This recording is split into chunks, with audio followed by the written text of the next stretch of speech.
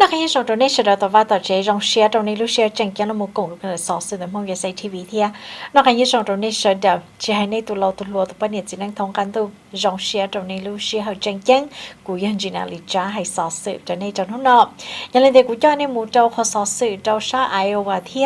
tại sao nói cái sự này sẽ nhớ được sa Iowa hay trong này bao hay tiệt tụ Iowa Republican Governor Kim Reynolds để đối này bỏ nó nếu tôi sign ít cha chạy làm mù nữa còn nói xin làm mù chủ sĩ làm mù thả cho hai tia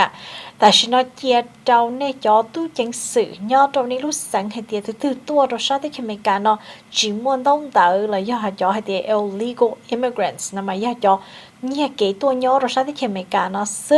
nó chỉ tại sao nói do ít kho hai tia bù trâu mua chạy tự trâu lúc sáng xa ra các một trâu sẽ đợi cho tới chờ thiệt vì hệ tiệc con nói cho ít khó là một sáu trâu sẽ được cho bé sảnh nhớ trong lúc sáng Iowa con nói cho tụi trai who the Senate file năng của bé lâu châu con nói cho ít khó tụi cái trai nó chịu xỉ nó chỉ hệ tiệc do có tua rồi sao thì khi mình cả nó chỉ muốn tốn tớ nó chỉ do trời đi sáng tớ nó chỉ lỡ tư hệ tiệc nên nó lỡ mua trâu tụ tí năng tớ là một hai tiền do có tua chỉ muốn tông tớ này có tua ấy lỡ tương tệ tao có đùa lỡ là do lỡ tôi muốn có chạy tớ trâu lử lú tới chờ ấy có đặc án nhé cái tua đùa này chỉ có đặc án chủ sĩ này chỉ tôi chẳng xử thêm mua chai hay tiền lỡ thêm linh tệ tao có thêm mua có xa tớ trâu và này nó đặc án một trâu có lú tới chờ nhớ rồi sao tới chờ mấy cả nó nữa chỉ tu Governor Reynolds riêng hai tao thì tiền ta xin nó tu President show chế rồi sao bị Biden administration nó chỉ lâu chịu là khó hậu lự vì tiền mua cho cái chai ta nó lọt nhớ rồi sao tới khi mình cả nó chọn tới do cho nations immigration laws do cho cái chai là một thả cho rồi sao nó thế tí thái cho đời nhớ rồi sao tới khi mình cả nó hay cho cọ hay tiền và tí thái cọ trong mua và bây sẵn mua tấm bằng là mua tấm bằng chủ sĩ lọt để cho tí năng tua lựa tới theo tua rồi sẽ để cho bây sẵn nó chỉ sang Biden administration chỉ mua cho chai nó làm một số chế tí thái tới chờ nó chỉ nhớ rồi sao Iowa nó chỉ thế li mua chạy rồi cho tôi chẳng sự ta xin nó thì xin chờ lấy khăn tờ do lớn tệ cho và ý tôi tính năng là gì mua gì đâu nữa chỉ còn nó bi cho lúc xa linh tu văn thì ý cho lúc trong nàng gọng lâu tận đây nó còn nói do ý khó sẽ được tôi bỏ dòng thế sen ta nhất rồi sát senate và ta xin nó là một châu tù governor lúc trong chỉ được tao sen trái chạy nó lợi thiên là gì bi khi lúc xa linh tu văn thì ý là chỉ còn nói do lúc chạy tao khi nhất rồi sát Iowa chờ lấy khăn tờ sư nhưng do ý khó do mua hay là một trò lớn tệ ít thứ tính này này chỉ là mua trò trò khó chạy hay tiệt nên nó khó chỉ một trò misdemeanor hỏi do nên nó ít thứ tính này một bông trò khó misdemeanor nó chỉ nhưng hay tiệt do nên nó chỉ mua xài ra cá là mua cờ li option nó chỉ lớn tệ có nên chỉ có tàu khó và nên nó chỉ ta là mua có một cờ option thiệt chỉ nên đỡ lớn mà đi mua có một cái đồ sản nó chỉ sản mua chạy hay tiệt xa có đặc một trâu có lúc tới chờ nữa hỏi do ý tôi tính năng nếu mua tấm bằng chua là một cái đồ sản felony nó chỉ bông một đồ sản misdemeanor nó chỉ do trâu sản tơ nó chỉ khó chỉ nó chỉ do lo cha hành động thiệt nó chỉ ta xin nó trợ lý cho năng tua bông đồ sản Iowa nó chỉ hai đôi sẽ được hai tiệt cho tôi chính sự mua trái tệ nàyแต่是mà do chỉ bố trâu này và này nó lớn tệ này trâu sa chỉ cần tớ này nó chỉ bố tệ mù trâu sa và mù trâu và tỏ hai tiệt chơi là hiện ít khó chơi sẽ được bài và tặng tu chỉ bố mù tệ trâu sa hai tiệt bài hồng mậu bé khó nó là chỉ do sai tiệt chỉ bố cho tôi chính sự tệ họ do chỉ linh tớ là chỉ tệ tao sẽ được tan cho nó chỉ họ Iowa mua tụi cha nó một chút xíu và thì ta nó xưa nhớ rồi sang Louisiana, New Hampshire, Tennessee thì Oklahoma lớn mới cho chai này là một khí thia là một hai tiền cho nó chữ cho tao xin thia như cho tao trở cá rồi sang Iowa thia này chị mua lý trả cho blow lúc sáng đợi nó với mà cho họ xử trong này tại vì cho họ xử nó một hai vị tiền nhớ rồi sang thì khi mấy cả nó tua chọn tin năng do lan xin lời kia lời tới chờ tuôn cá rồi sang thì khi mấy cả nó chỉ muốn tao đợi xứ này chị tây tới bằng chữ sĩ là mua nên tao giả này chị do cho tin năng chỉ muốn tao đợi này chị tại vì nó cho xanh này chị lấy mua chai thì ý lúc xanh là nếu mua nữa ý thu gạo này là một toa này chị nếu qua tàu cho chai trong nửa lúc xanh thiệt ý dạng cầu lý nhất đó sang là Texas tu governor hoặc thì governor Greg Abbott nếu tôi mua tụ chai SB plau là một chữ sĩ thầu lúc có hình tu ta sau đó này nó chỉ một cái sĩ học sinh là trong khăn đỡ gì trở đi tụi chạy nó khi nào mà nó bút cho gió và tôi chẳng sự đầy gió năng tua cả trong sát Texas ấy có mua là xa đặc cá nó chỉ trở đi sẵn đỡ sát bị chạy đỡ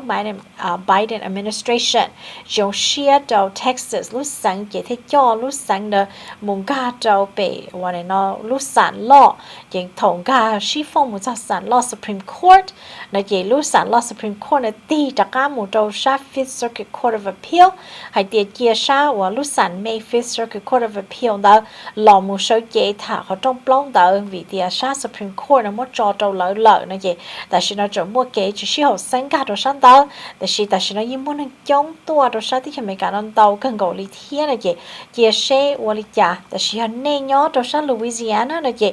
tụ thời cho nè giờ lỡ tư và này nó sở chế đồ sáng Senator nó chỉ giờ Senator này nó Valerie Hodges nếu ấy từ cái trái chủ sĩ thế từ mỗi là một trò số trong tại vì chia sẻ này nó bù thâu nhớ đồ sáng Senate giờ thâu lý trả nó là từ cái trái SB bé bồi dầu gì nó chỉ sẽ được bỏ trong ta nó chỉ để rồi sát một trò từ Governor Jeff Landry nó nữa giờ ít từ Republican thế này chỉ lấy cá tàu hay để sẽ được bỏ trong này chỉ giờ cho trò từ Governor nhớ sáng Louisiana chỉ để rồi nó xem trả chạy được thế nào là mới đi trả với mặt trợ cá rồi sáng nào trò này thế nói như là cho nên là một trò sáng California nó dạo trong khó sở xử gì tận đây nó nhớ rồi sáng California nó ông nói chế bây giờ hơi chuyện những sợ cần cầu lý thiệt tên nó cái tên nó nà lo cơ tên nó nhưng nó cần cầu lý nó chế qua tàu trâu bây giờ trong này giờ thì li qua tàu cho ice giờ qua tàu snow tàu cần cầu lý thiệt nhớ rồi sáng bây giờ Yosemite National Park này bao tàu hơi tiền tàu bây luôn trong nó này chế nhưng giờ ít khó qua tàu nhưng hay tiền giờ này sẽ được nhớ một hiking tên tàu trâu bây tên trong đó là này bỏ để video meme nó giờ ít tu và này nó bây sẵn nếu một hiking nhớ trâu sát bể và National Park nhớ Yosemite đó chỉ nữa hay tiền nữa nhớ trâu đợi ít xa nữa nè còn nói giờ xa hay tiền nữa bỏ chút trắng một trâu bể lúc trong xia chỉ nó nón đó bông chua lìa ở này nó lẩu từ tên đợi xứ này chỉ ít xa trong đợi cho và này nó và snow nhớ số lúc trong đợi chỉ li tàu hay tiền xe mua và này nó cho hỗ trợ tàu chở này chị cho nó thế là qua tàu chở cho và snow nó bông rồi ít sát trong lò này chị còn nó nhớ gen là sa và half dome nữa nên nhớ trâu bé sa California này chị nên bảo để half dome cho lúc trong xe chập lời nhớ rồi sa bị Yosemite National Park rồi lấy khăn đỡ sư tại nó là hay tiền mua cho avalanche rồi giờ avalanche nó mà cho snow cho nó bông push và này nó cho trong cái lò nó chị khó nhục hóa và này nó sát trong tàu hay tiền cho snow nó bông lò đó bây giờ như hay tiền do quarter mile do dây cái đợt tụ tính là nó nhớ xí này thế thay tôi tại vì nó sẽ được sai nếu chị trở lại khăn tao nhớ trong tờ không website là do nên nếu tôi muốn xí là do từ từ nhớ rồi bây giờ nó nên tôi muốn sai của National Park cho website cho sai Yosemite này chị người thả cho trâu hay tiền bây giờ hỗ trợ trở tại nó thiệt do nên chỉ do ý tôi tính năng này nó căng mua này nó gì trong tên tờ ấy do mua tên tấm bằng nó ấy dù này nó tí thái từ từ căng này chị cho chỉ thoát bài này nó gì hả gì trong tại nó thiệt cho slope là do cho chờ và nhớ rồi cho National Park nó này chị nhưng trừ sĩ tan thôi thì khi thì lúc sĩ ở từ trong trong này muốn dây trong muốn gì trong tên tờ vì thế ta nói là do unstable snow conditions mà vì thế nó chị ô tô cho snow là một trừ sĩ rồi cho trong này chị trở lại khăn tới thì liền mua cho tấm bằng trừ sĩ nó chị do này chỉ bao hay thì này muốn dây trong thì mua tấm bằng lý trả này hay ít thôi tính năng của muốn nhiều sĩ số chỉ bao để dùng bao là cho survivor skill nó mà hay nó mà để dùng bao như mua tên tờ mà dùng tí thay từ khăn này chị họ tỏ mình chỉ cho thâu và lúc li nào mà tôi là lúc li sẽ và lý trả thì nên dọn trong một sai tờ họ website này thì li bao thì nên muốn dây trong muốn nhiều sĩ họ từ nãy chọn một tấm bằng trừ sĩ trong này thiệtอย่างนี้เขาสอนสิ่งที่ตอนนี้ที่เป็นเจ้าเราหมดถาจอดเราวันนี้เนาะอีเขาชั่วหัวเดีย singular เนาะจะชั่ว singular เนาะพูดเท่าอีเชี่ยจะปัววันนี้เนาะจ่วยจอมเด้อFDA บอกจงให้เดียจะชั่วเนาะเจ้าเราหมดเราเป็นสิ่งเดียวจะทุกคนใช้รัวเลยจะที่นั่งแล้วมั่ววันนี้เนาะ allergy แล้วยา asthma ยาแล้วอวดจิตเอาปานะเนาะเจตัดสินเนาะย้อนในตัวจะชั่วนอนในเจนตอนนี้ตัวท่านหมดถาจะจงเต้นเดียวเที่ยtrở lại tại nóซื้อ FDA tới ít choวันนี้น้องต้องtới chủ sĩ lo nữa là có thể FDA black box warning นะมา lỡ bỏ tàu hay tiệt trời để nó sẽ được ship thôi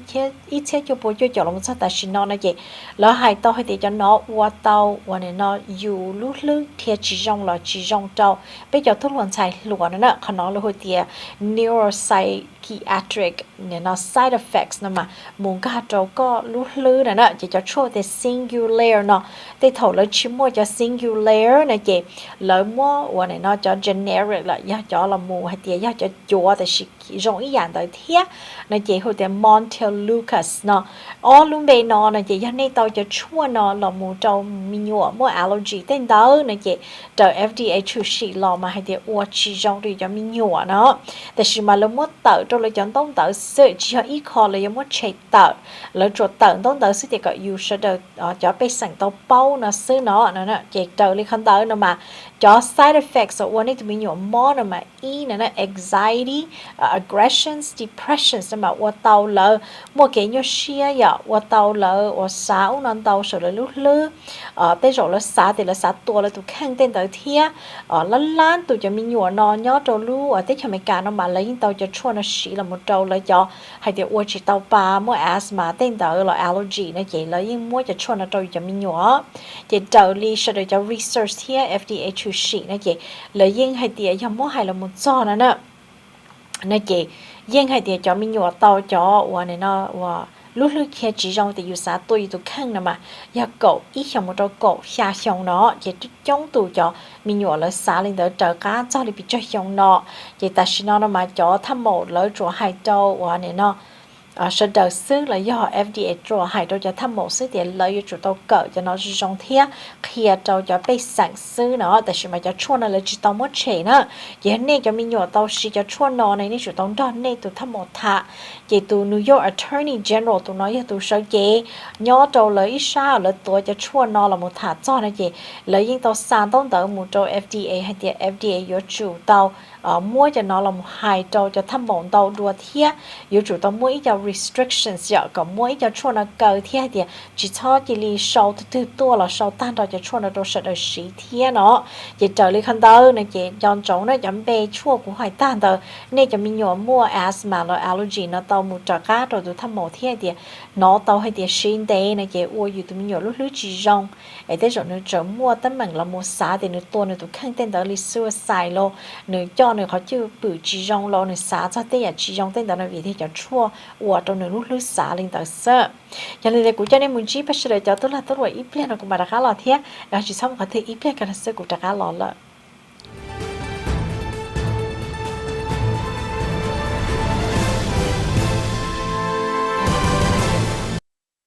Unison 也被某一种音乐节，莫音乐节切铁骨晒到达是那节，莫不做音乐节要好 Unison 喏，我呢要晒到好你都手动，就要 Apple 落 Android 晒到单床 ，download Unison 达是那节，就呢要手动 TV、Roku、Fire TV、Apple TV、iPad， 莫音乐节导行，就呢晒 subscribe 弄那节，要可以够知道啦，一里不是，莫就音乐节，知道、知多、知路打天。đầu dạng gì giờ nhớ khó tư là sai tàu dùng gì hàng mua những gia kia chia tờ số số lì subscribe ta xin nó kia tụi đây có thể chứng minh gì cha ý đại DVD mong USA TV là nhớ hậu nọ tí sĩ Unison lý những gia kia dù sai chỉ tàu nhớ đâu được khỏi chờ đi chủ yếu nhớ cho hậu Unison gồng gọc xương subscribe nó nọ kia ý lì nhớ cầu trí đâu là xứ mua bộ cho những gia kia nhớ hậu Unison nọ download Unison có app trở nên cho sở tông thiết TV ta xin nó kia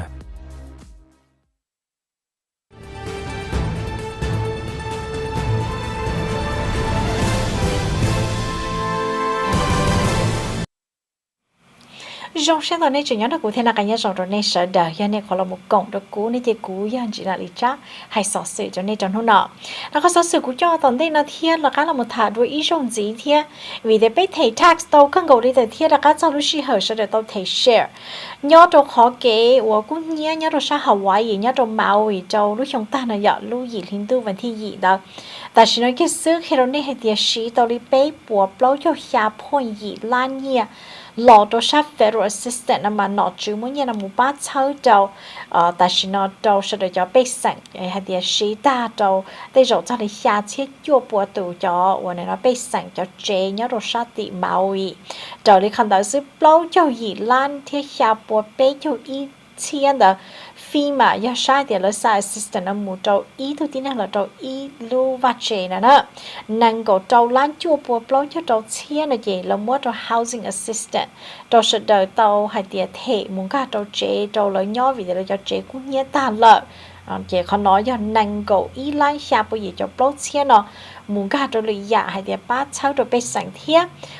bùa chua chua và này nó lan ít bùa cầu trâu chia chua bùa này chỉ cả một trâu sát SBA disasters loan mà có nhiều là một trâu dài trâu sẽ đợi nó nè dài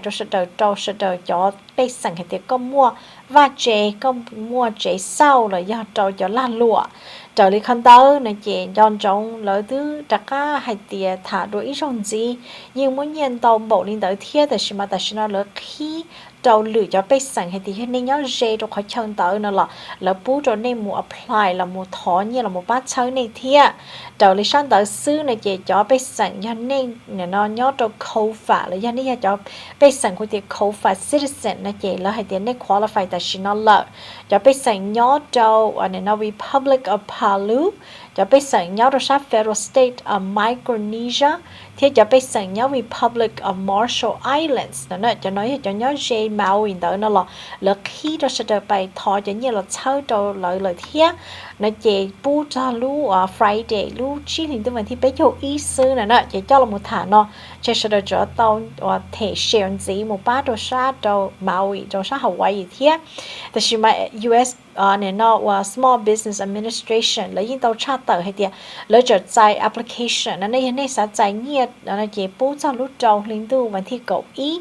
trâu lú trong nàng cậu bao nó SBA cho là một hai tiền nhớ trong màu gì do hai cho trâu và này nó khi trâu cho lao lụa này chị bố cho lưu trí hình tư và thi cậu còn nói do bông một trâu xa hay tiền thó nhẹ trâu economic injury disaster loan nó mà thó nhẹ là một cái trâu chơi này nè trâu cho lao lụa nó SBA tại sao nó lấy cho hai tiền do này và này nó xa có hay thì chỉ bảo một apply nó là nên sản một rộng ra lợi cả là bắt cháu nên là gì nên một trâu tỏ và là honey lu disaster recovery center là khi tôi lu office là một bắt cháu cho bây sẵn nên một lan lụa chỉ ta nên đỡ một trâu honey lu office council for native Hawaiian advancement nhớ tàu Honolulu thiết là một nhớ cho khi lu khi Hulia nó là lợi và này nó bố trâu nên một apply tan thọ thiết khi mà riêng hay thì lấy cho mua khó để direct lease program nó mà khi mà mua cho nhia cho là một chơi dù do có chỉ một chơi nhỏ này chị lấy riêng thể giác hà sau ấy khỏi chơi được dù nhỏ thiệtแต่是nó mua cho đi xa bộ bé cho tù cho và bé sẵn lấy cho household nó mà giờ cho thì ít lúc chế năng nó mà lấy cho ta tỏ nhỏ cho khó hay thì và này nó phim mà do và này nó federal government lu agency lỡ tàu bài sau chờ rồi cho bây giờ nó nhỏ thiệt chỉ ta sẽ nói từ xã apply là do xã một thọ nhiên cả đồ sát phí mà program nó là lỡ trở bù nhiên là một cả đồ sát rental assistant dạ ba thèn cái vang cái chế đó có thiệt là do là một thiệt ít cho chế đó có nhỏ temporary housing nó nè chỉ là ba nữa chỉ ta sẽ nói American Red Cross là hay tiền là từ chơi tàu cho là gì chia tụ cho tính năng và nè nó và trâu mò là cho tính năng và mua tấm bằng lòng được khó cái cũng nhớ rồi sao Hawaii thiệt tại vì nó ở chia chip của trâu cho chua cho năng survivors nhưng mà cho hay tiền chỉ tàu ta cho xe lấy cho nhớ rồi cậu ít lúc hotel thế chơi nhớ trông nhớ rồi sao mạo vì lấy cho và chỉ tàu thế khó chỉ tàu cho chơi thì cũng nhớ rồi sao thì mạo vì thiệt là chỉ tại vì này thứ sáu cái phim mà ba nó là lấy cho bác sau chờ rồi có nhỏ thiệt lấy cho qua tàu cho application gì rồiอยู่thiệt do có khó thì có nhỏ nữa thì ta ít chồng nó là lúc gì hình dung là sẽ dễ cho ít chồng lợi nó là nè và một qua tàu để application đó nè phí mà tàu hải linh tàu hay thì để nó để continue temporary assistant nó là cho một qua tàu ít dạng gọi là thiệt để bảo thứ tư như vậy này nó xả tàu và cái chơi lò nó là nè hồ tàu phí mà do tụ sao tàu gì bùa trâu ó y bé trâu ó sáng nói cho sáng hay tiệt nếu hù mù gọi là thì là chơi tàu cho nhiều nữa nè giờ hay cho đồ cái chơi thì hay cho đồ sai tiệt nó chữ tàu ba nhiều nè ở khả nói giờ ít khó chat tờ trong tờ và bé phong giờ say TV nó mù trâu bé sẽ được cho và bé sẵn nhớ tờ luôn trong là thế là do dễ cho sát Fresno Clovis nó là gì nu Thursday nè nó mà do hay tiệt lúc lâu liền tu vẫn thi cầu gì cho lúc trong nàng cầu lâu nè mà nu Thursday giờ tua khi nó xứ này gì thầu cầu ở tận một chỗ bé tận tờ phong giờ say TV lúc office nè bé có parking và sẽ được on day check nên chị sa và này nó chữ và full bank rồi là bu khổng nó khổng hậu tên là đỡ rồi sẽ đỡ này chị lấy cho tuần tới bé có parking này nó bu đỡ rồi sẽ đỡ sức chị thà hay tiền này mua ID lo chị thà hay tiền mua actually giờ này giờ ít tu bé sẵn tôi cho sức này chị nên tàu ít họ khổng cả một lấy từ và này nó mua khổng li rau lâu giờ mỏ lâu chú lâu này nó khâu chi lâu để hậu lâu juice lâu khăn nồng lâu và này nó tê giả hay tiệt này nó trở buông gai tên tới thiết nhóm tới xe và trâu nung tới cho chơi và này nó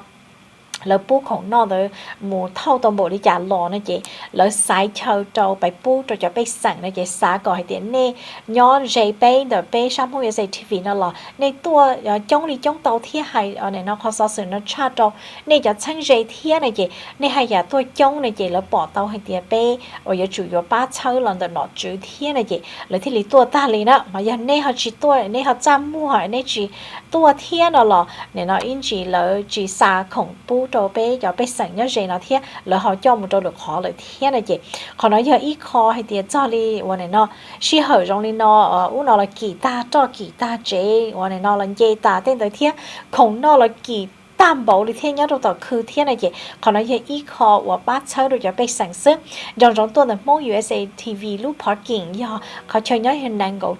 cầu trí về East làm mẫu nè làm mẫu này LAMONA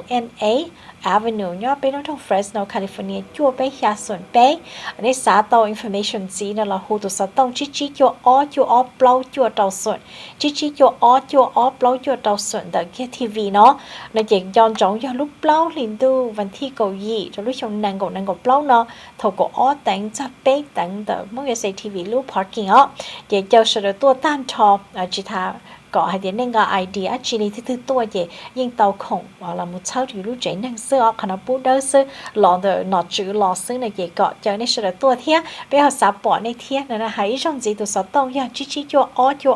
blow cho tàu sửa như này xã hồ kia là mỗi người sẽ TV tụ sáu tông bên mà lấy mua information gì rồi này thiết họ nên nhớ cái day nào là nên mua thứ trắng dây nên nhớ dây bé thế nào có xả lại tua thiết bây giờ sắp bỏ thêm chi là thiết cho khả nói giờ ít khó cái shit sau cho sự để cho bé sẵn sơ nó có số gì tận đây này thì họ ít có số sự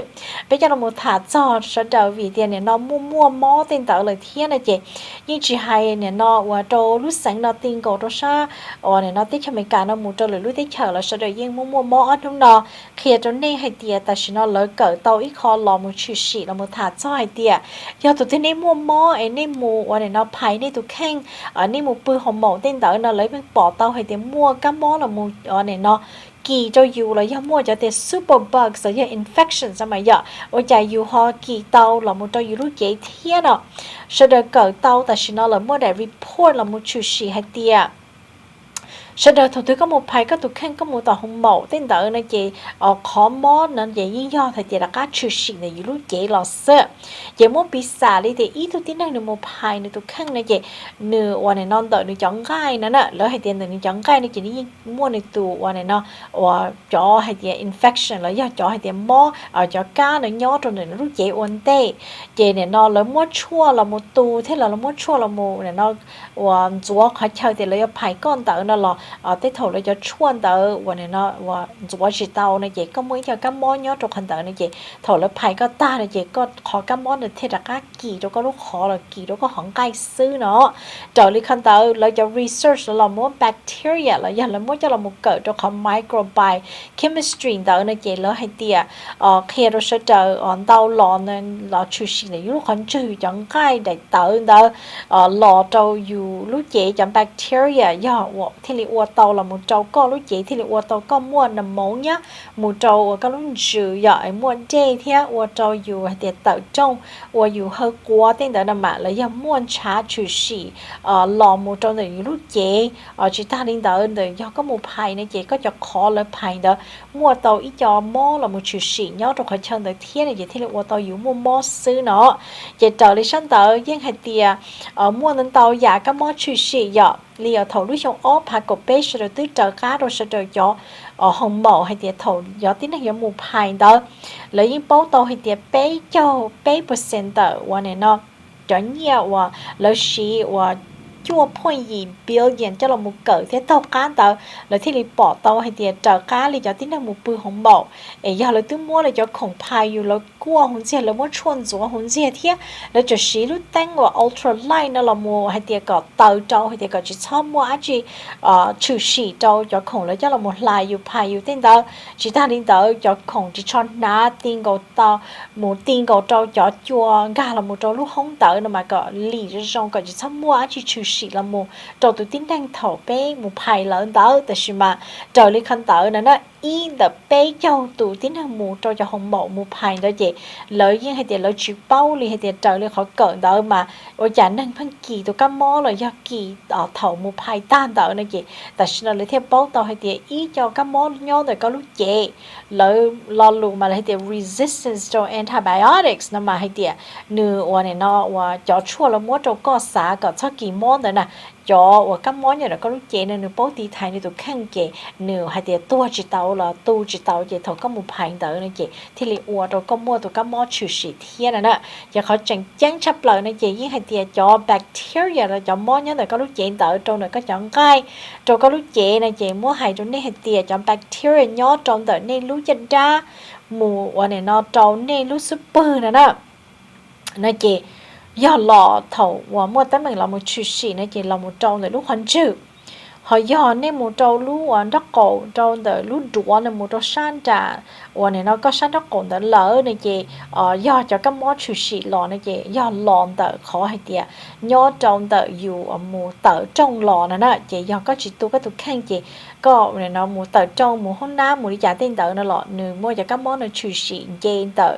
có bó từ là một trâu có lúc đũa tiền tờ này là bỏ tàu lên tờ đó chị trời san tờ này chị do trong tờ super là một trâu số tao hậu này chị do lò này có lúc hành sư uống một trâu rồi do trâu có lúc chén trả đó còn một trâu có lúc chén cho học cá này chị lò trong được họ dùng từ trong nó chị có dùng bao tôi tụi khăn rong tên tới thiết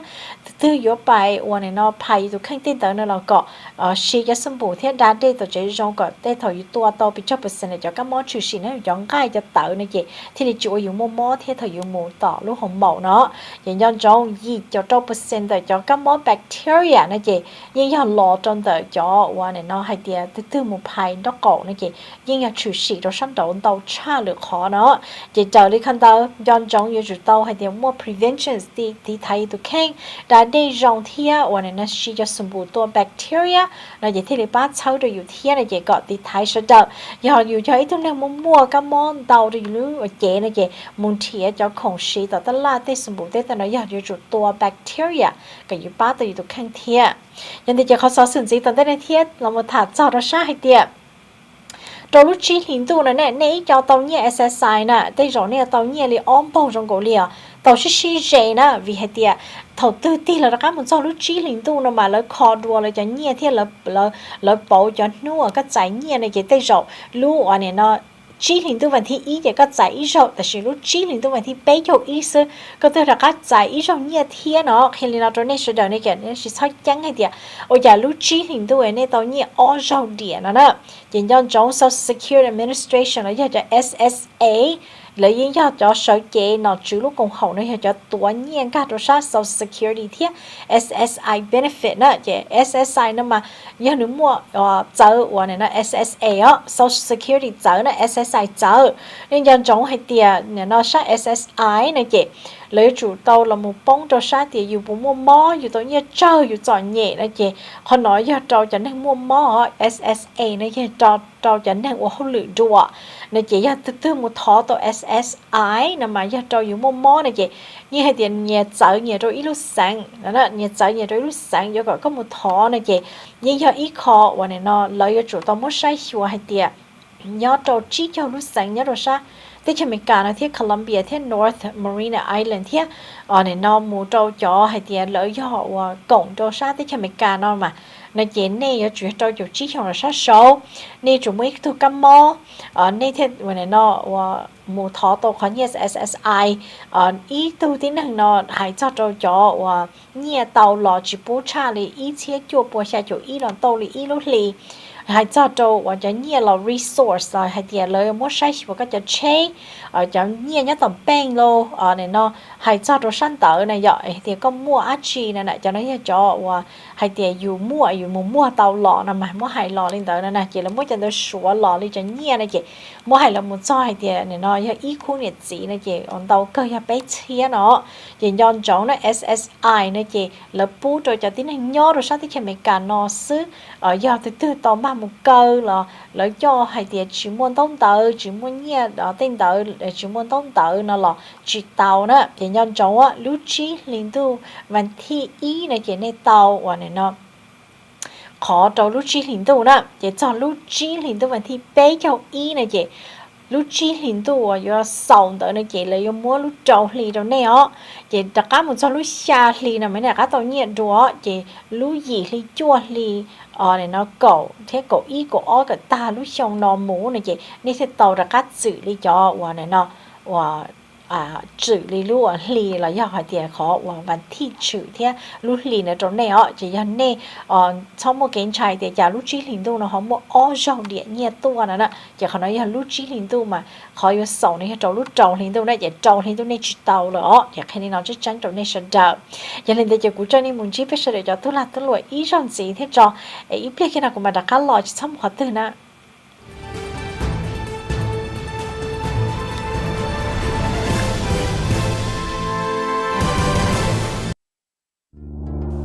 trong hiện tại các tàu tuần gì này nó nói thiệt của hiện chỉ là lý do là mong insurance agency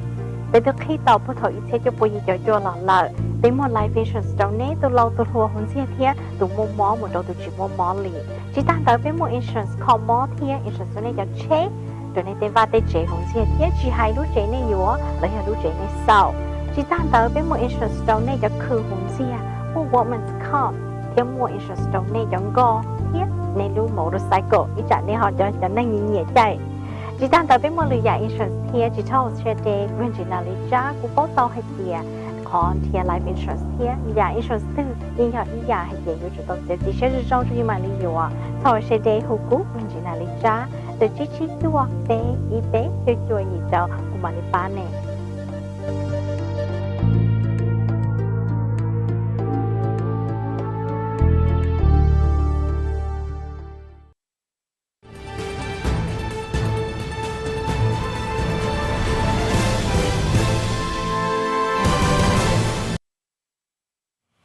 trong hiện tại này chuyện nhớ được cụ thể là cái nhớ trong này sẽ có số sự tại nên là cụ cho nên một thả cho trò bé lúc trong fresh nó nhớ trò bé lúc trong fresh nó mua từ thay cho tại vì nó do từ superintendent từ nó do từ tan thay do rồi hay tiệt từ president nó do từ này lo trong fresh nó phải trong từ lúc trong fresh nó hay chắc rồi sát chạy cần tạo nữa mà nếu bây giờ Bob Nelson chỉ cho lúc xa liên tu này chỉ Bob Nelson nhớ mua không lựa cho lựa khóเลยthiệt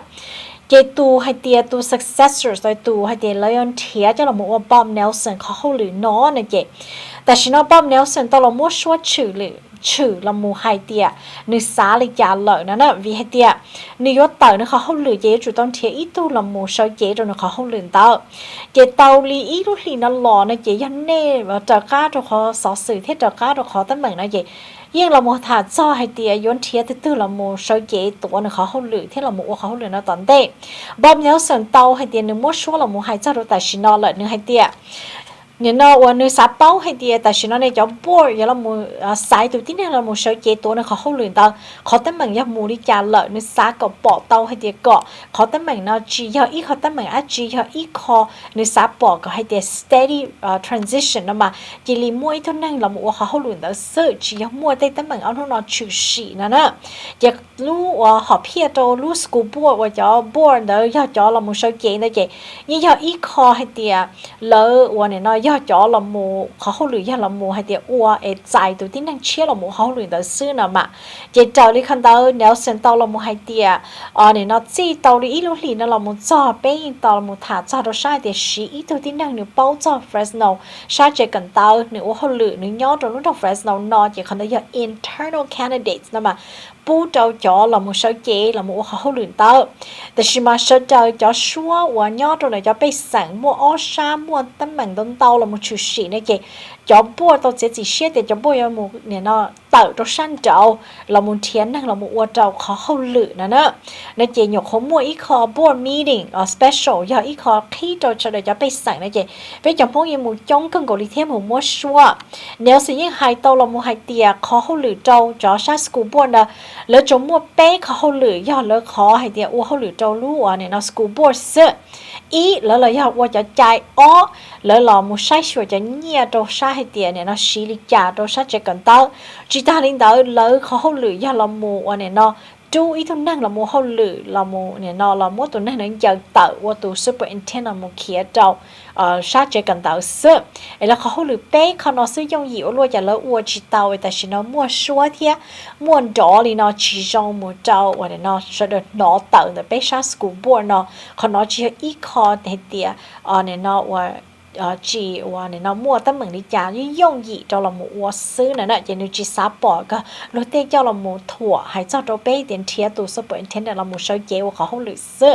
อย่างย้อนเจ้าหนึ่งตัวซูเปอร์อินเทนเดนต์เนี่ยเจ้ามัวให้เราจะให้เตียตัว president นะมาย่อละหมูเจ้าแต่ชาติเจ้ากันเต้าเจ้าตัวลงเต้าย่อ Misty มาย่อตัว deputy superintendent นั่นน่ะจะมิสซี่ยิ่งโตเขาหรือนอจะไปตุนใช้มงเลยยันเนี่ยว่าเนี่ยนอว่าย่อจะหัวไปว่าเนี่ยนอลุงทงเฟรสโนนาเทียในเจียถกตื้อว่าตัว president จีว่าตัวหรือในเจียตัวหลงในเจียตัว deputy superintendent เจียตัว superintendent ว่าจีเตาในเจียมิสซี่เขาหรือมาเนี่ยจุดต้องเราหมดเชยเจียเราหมดว่าเขาหรือเตานั่นแหละเจียแต่ชิโนในเจียย่อเนลสันยัวเตาคันเตาในเจียชามปัวยัวให้เตียเลยหมดใสตัวนั่งเราหมดเขาหรือเตาเนาะเจียนั่งเราหมดใสว่าเขาหรือเตาในเจียเฉลยที่นู่นเนลสันให้เตียก็ปูปอจงเทียก็ปู support ให้เตียมิสซี่เราบอกเขาหรือเตาในยิ่งโตเรามาให้เตียนูเชยเจียนู support มิสซี่เราบอกเขาหรือเตาวิเตียมิสซี่ตัวลงแต่นูมิสซี่ตัว deputy superintendent มิสซี่ป้าจะเขาหรือเตาเทียที่ย่งหยีจนมิสซี่เทียว่าเขาหรือในจีอีเขาหรือเนี่ยนอให้เตียจีย่งหยีนั่นน่ะเขาหรือยิ่งยัวกันเกาหลีเจียจะมุนเทียหรือตัวชั้นเดาหล่อนั่นในจีปอเจ้าให้เตียยกว่าเตาลิจังก้าตัวชั้นเตานั่นน่ะเจียตัวเชยเจียว่าเนี่ยนั่นเนลสันแต่ฉันเนี่ยตัว superintendent เจียนี่ยิ่งโตเรามาเชยเจียจีทออ้อพากชาเราหมู่ว่าตัว superintendent หรอเจียลูกชาลิงตัวน่ะซื้อในเจียในเต่ามัวหรือเขาหรือในเจียแต่ฉันน่ะมัวเป้ตัวที่นั่งน่ะเรามาเชยเจียให้เตียเราสามมาเชยเจียว่าตัว superintendent แต่ฉันน่ะก็จะบ่นในเรามาใส่เลยในเจียอีเป็นมือถูกมองอ้อเป็นมือถูกดูเป้เป็นมือถูกเมกแต่ฉันมาจ่อวันนี้เนาะsuper จ่อว่า board เรามาใส่ตัว superintendent เนาะจีกะใส่ที่จีกะ interview เป้ตรงนั้นเนี่ยจีเป้าให้เดียอย่าวิลิจ้าแล้วจีกะต้องมาเป้ตัวที่นั่งย้อนตัวคนเตอจ่าเลยจีมัวอีตรงนั้นเรามาเขาหลุนเตอจ่อมาใส่หรือรู้สังมาใส่ national law เทียนะเจจ่อมัวตอนเต้นะในมัวชัวเตามัวจ่อเสด็จเทียยันในมัวมีหยวกกันเตอจ่อ Fresno Unified ในมัวชัวมัวให้เตียในสาใส่ตัวตื้อเทียในมัวใจมัวจ่อเลยจ่อบ่นนะมัวน้องเลยเทียในเจเจอเลยเขาเนาะเป้ตื้อหมูไทยโตเนี่ยเนาะเขาบอร์ดมีดิ่งแล้วยังหมูไทยโตเสด็จชิถามินจีเทียในเจตอนเต้นะเนี่ยปอเลยตัวนู่นในเทียในเจนี่จุดตัวเชยเจมัวชัวเทียน่ะในสายเหงี่ยกับละมุนเทียหรือตัวเจ้าหรือรู้สังละมุนเคียเขาหรือแล้วยังในสาเกาะสายเจ้าตื้อวัวตัวเจ้าเขาหรือย่อตัวไปลงทางเฟรสโนนอนละยังเด็กกูย่อในหมุนลงเจ้าอ้อไปตัวถาเทียในน้ำลงแล้วมินจีในนอนเนจุดตัวมัวชัวเทียน่ะเขาเนาะอย่าอีคอเนอย่าอีตัวย่อตัวลงทางเฟรสโนนั้นในมุมมีหยกมุกันเตอตัว Fresno Unified ในมัวชัวอีอย่างเกาหลีเทียกับป้าเช่าเจ้าให้เตียขอเนี่ยเราจงชาติมาอยู่จุดสายอีตัวเป้าหรือเทียอีตัวหนึ่งย้อนจออยู่ตัวลุ่งจงที่หนึ่งเทียเป้าติดไปยังมีหยกเกิดอาจีมัวตั้งเหมือนอาจีนะมันเทียเขียเตาขาเขาเรียนเตอยังเด็กกูจะในมุนจีตัวเสด็จจะไปมัวอินเทอร์วิวมินจีเทียไทยตัวมินจีเรามาตัวในใช้เทีย Good evening, board. Thank you for this opportunity. I want to applaud you for coming to a consensus and moving forward. My name is Xov Xwm. I'm also with the Hmong Business Incubator Center, echoing my CEO. I do want to clarify a news article that just came out of my accusation. It is true. I am accusing Susan Withrow, the board president, of inciting racial racism, whether that is intentional or unintentional. I would like to address that because it has gone unnoticed. I don't think that it is my position to tell you whether you want to be internal or external. I think that's completely up to the board because at the end of the day, it doesn't matter what happened outside of the diocese. You're all going to vote on this. The board ultimately is going to vote on the next CEO, okay? Now, what I'm here to talk about is whether it's intentional or unintentional. So, comments like, she has all kinds of family members in the district. Comments like, the practice of nepotism, failed culture in Fresno Unified. I was a student at Fresno. I graduated from Edison High. I've retired from the military, a disabled veteran now, in the community with business owners, running a very successful nonprofit. And just to add, just so that I do not represent Sanger Unified, but I do sit on the Sanger Unified board. Tonight, I'm not representing that. So if that's not success from Fresno Unified, what culture of failure are you talking about? Okay, so I really want to address, okay? And Ms. Withrow, my phone number is public. If you want to give me a call on the chronological time frame of the news articles that I gather and the comments that I made and the comments that was announced out there that our community deemed insensitive, thank you, please Mr. give me a Her. call. Thank you, Mr. Her. The Guishan yo và hơi cho bên trong Fresno này thì nó nói bênตัวcho họ và Fresno Unified School Board là với họ open là như thế khi thà cho họ sai to superintendent cho xã Fresno xã Unified nữa nè chế và cái sao đi chả bây giờ họ muốn cho nó là thà ta thì sẽ là tôi chống thôi nè. Cú xã hay tiền nó tại sao nó lại sẽ được ship bảo rộng nè, tại sao nó bên tôi bên chỉ tôi cho họ nó lỡ cho cái ship sai nè. bây tôi hay cho lũ là yết liệt là bây tôi mua nè thế yết liệt hay nữ cho lũ nó mà là sách tao bây giờ mong kia nữa lấy những hạt tiền bây giờ mong mà nè mua nè sĩ tranh cho tù thế mà nè bây tôi mua mấy gì mà nè mua nó viên cho ô lửa đó họ mà là chỉ bảo cho lấy cho xét đâu này làm gì chứ còn nó mà mấy bữa bị to thì lỡ zoom có bây tôi này nó chỉ là giờ thì bây tôi này nó chỉ giờ thì thầu là hay nó là chỉ là sách sao bây giờ mong đây là chỉ bảo cho bây giờ mong cái cử bây giờ mong cái trai bây giờ mong khẩu trở này chỉ là cái hay cho lũ được tuổi đi nó chỉ lúc nào bây bao nó bây tua hay cho lũ nó lại gọi là bảo là bây bảo cho họ nó lại nó vì hệ tia có sẽ được họ tao mình chỉ thế lúc khi họ nó chỉ tụi thâu cho vậy nếu họ Nelson nó giờ tụi tan thò lúc chỉ cần tao nhớ họ nó trong Fresno nó bây giờ mà Bob Nelson mà này tụi superintendent này tụi tụi là khán giả board là cha này tụi thâu cho nè tụi cho nè ô hậu lửa đó là tụi cho lúc district nó mà nhập là cha tụi board nè chỉ nó nữ retire nữ chỉ retire nữ tôi cho họ lửa chia thì nhớ mù chỉ đó là nhớ sai tụi chia đó là nó mỗi hai cho mà nó ở bên tàu nó mà hai cho là cho cái sai thế là cho cái khía cạnh mà bây giờ chỉ là chính trang chỉ là với cho lùa là với cho lùa to với cho mong rồi nè chỉ nó sợ thì là chót chữ là chỉ chót chữ là như bao là như này như J là chỉ J chắp bên là bây giờ là bây giờ doctor là giờ thì nếu cần tới siết chắp là nè chỉ giờ thì là thì là ở cái là really biết chỉ cho tao nè vì thì cái này chân J bảo nó nèก็làตัวlà hai cho luôn nè thế rồi chỉ có ở cái nè thế rồi có chót chữแต่ชิมาไปหายนอนมาไปหายจอกเขาเดี๋ยวเขาเกสายvìเดี๋ยวเขาเกสายเด้อนะมาไปมือที่มองยาหูนะยะยิ่งยาตัวให้เดี๋ยวยามัวถ่าต้านทอลอยอย่างนี้อัวเขาหลุยยิ่งอัวเตาเต้นเด้อนะพี่แต่ชิมายี่จ่าเลยจีกาสายเลยยาเลยกาสายใช่เนี่ยเราเลยจะเรามาสายเนี่ยครับมองเราเลยจีสายเหรอมองเราเลยให้เดี๋ยวเรายังมูเราจะก้าวมูชิถ่าเรายังมูชาลาให้เดี๋ยวเรายังอุลิจ่าเราที่สายตอนได้นะมูเตาแต่สิยิ่งให้มัวเจนน่ะถอปีมาไปยิ่งมือตัวหมอ mong và nữ tư ua cho họ lửa nó lò nữa nữ tư bí là thầu nữ là bí là ua chế thầu nữ London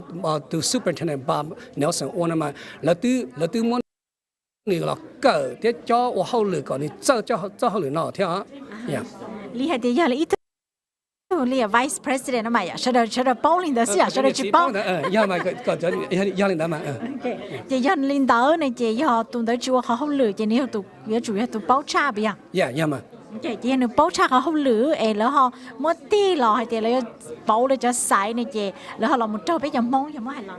yeah khả năng mà ý là đi thầu bí mà là bao tu là tư bao tu là tư hạt tiền là do sai cho internal mà cho họ lừa họ xin phải chị món nó chị là món là cho lụt được cả rồi chị món hai tiền lấy sách tập bây giờ món nào mà chị biết chúng món đến đông gì á ôi lại thả mấy mẹ lên nó cho nên cái này họ chờ cá rồi biết cái nó sữa chị ôi cho nó chị biết mà lên họ thả đến đông gì cái sẽ được tao à thank you và hey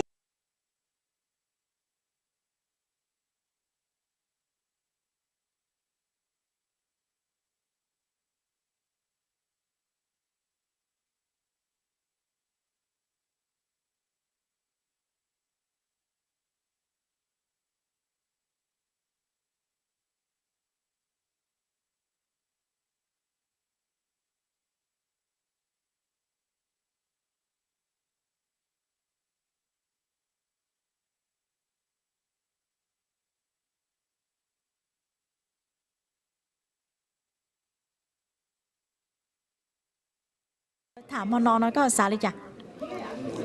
nó của tôi nó mà của xã hay tiệt của tôi thả nan tới ít tu nè bỏ rồi giờ ít tu nè tài rồi giờ ít tu nè chế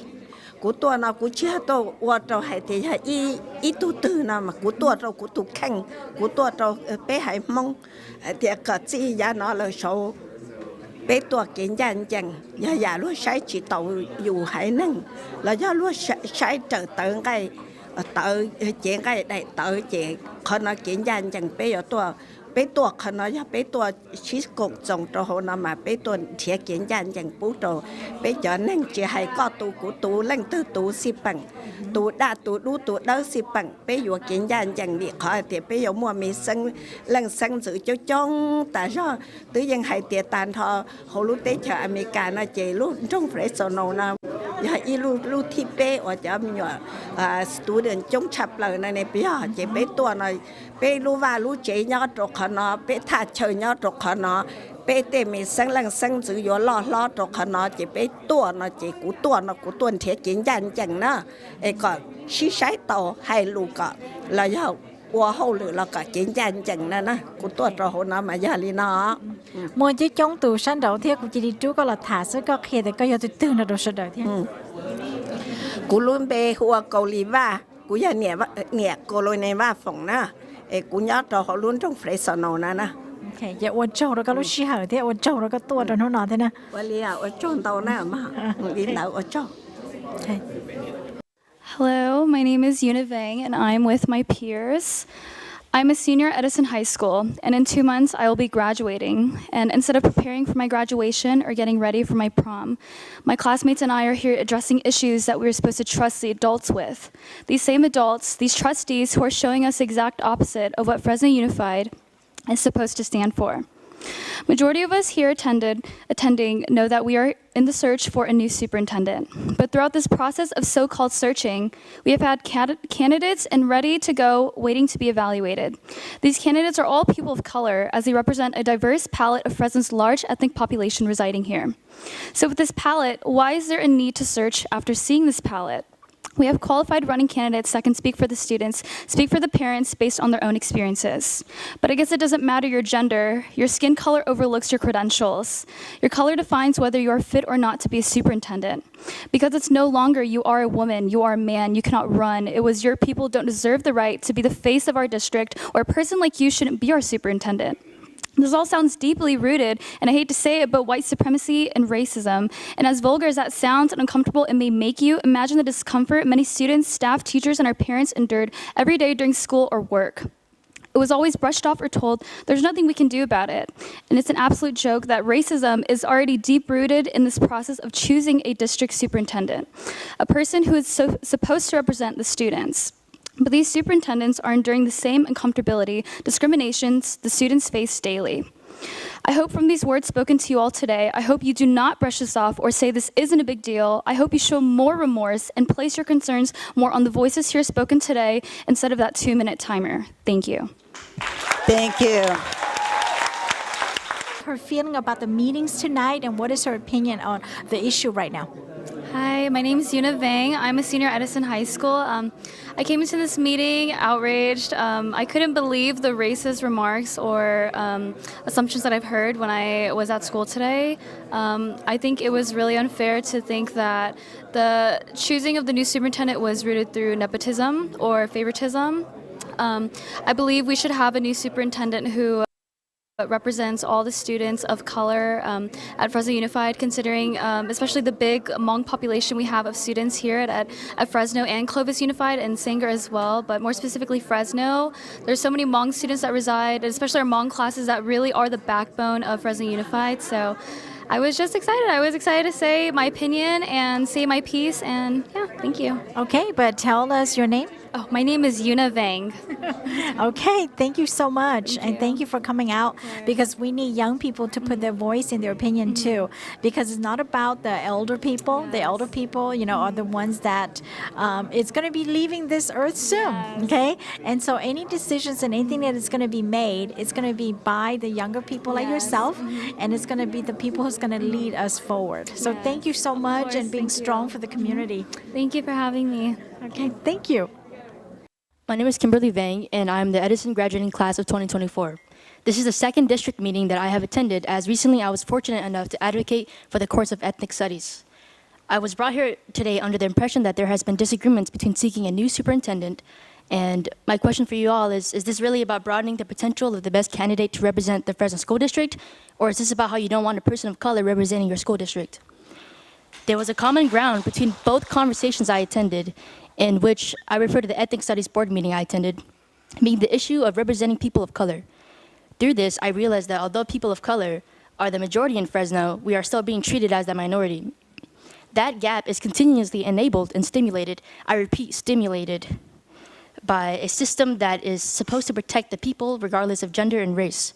People of color have been given the right to attempt for higher positions such as district superintendent, but as soon as we have candidates who are all people of color running for this position, a new problem arose, which is should we keep or should we not keep candidacy in the House? This isn't to deviate from the hard work that non-people of color have put in, but when you have 3 people of color on hold to potentially be a superintendent and the board is considered seeking new persons from other school districts, this makes me wonder why they're seeking people in other districts when 3 people running are the most reasonable people to be superintendents for Fresno Unified, seeing as 90% of the students in Fresno Unified are people of color. Thank you. Thank you. You hai lumong lameka, okay? Okay. Hai lameka. Okay. Okay, so go here, My name is Kimberly Vang. Okay, and then tell me a little bit about, what is your reason that coming out today, and tell me, what's your opinion after the, when you heard everybody spoke.